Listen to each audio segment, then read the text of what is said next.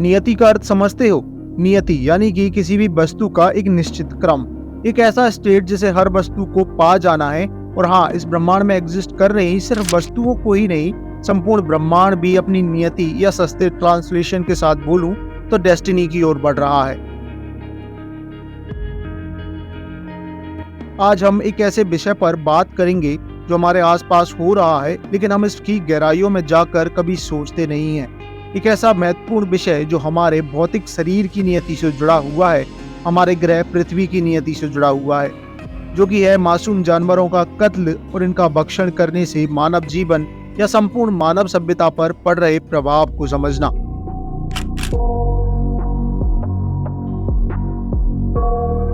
पहले चलिए समझें कि जीवों का कत्ल कैसे हमारे पर्यावरण पर प्रभाव डालता है। अब जब बकरी, मुर्गा, मुर्गी आदि जानवरों का कत्ल होता है तो ये प्रक्रिया देखने में तो घरेलू तौर पर घटित होती दिखाई देती है, जैसे मानव जीवन का एक हिस्सा हो, लेकिन इसका असर पर्यावरण पर खगोलीय स्तर पर भी होता है।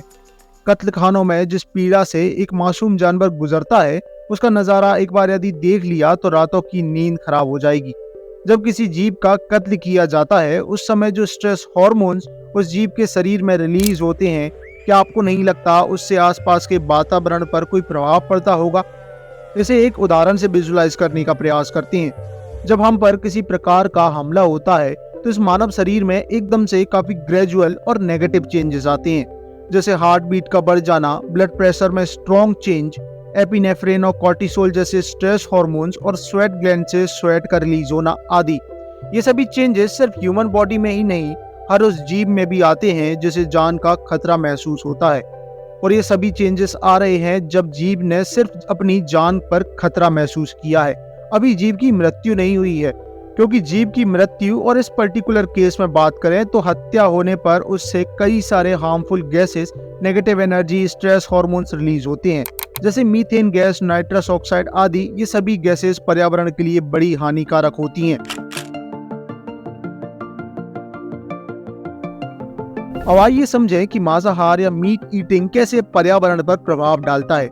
दुनिया भर में लाखों लोग रोजाना मांसाहार करते हैं और इसके लिए हजारों जीवों का कत्ल किया जाता है। इसका मतलब है कि हजारों टन मीथेन गैस और नाइट्रस ऑक्साइड हर दिन निकलती है। ये गैसेस हमारे पर्यावरण में ग्लोबल वार्मिंग और जलवायु पर बड़ा प्रभाव डालती है, जिससे कि अल्टीमेटली कई सारे नेचुरल डिजास्टर्स आते हैं। अब देखने बताने में भले ही ये बिलीवेबल ना लग रहा हो, मगर डायरेक्टली ये बोलना बिल्कुल भी गलत नहीं होगा कि मांसाहार या ह्यूमन के मीट ईटिंग से ही आज कई नेचुरल डिजास्टर्स आ रहे हैं। अब प्रश्न आता है कि इसका समाधान क्या है? क्या हम इसे रोक नहीं सकते हैं? एक बार को आइडियलिस्टिक दुनिया से बाहर निकल रियलिटी में एंटर कर देखने पर तो समाधान दिखाई देते हैं, मगर एक बहुत बड़े प्रश्न चिन्ह के साथ, क्योंकि परिवर्तन का साधन और साधक एक ही है।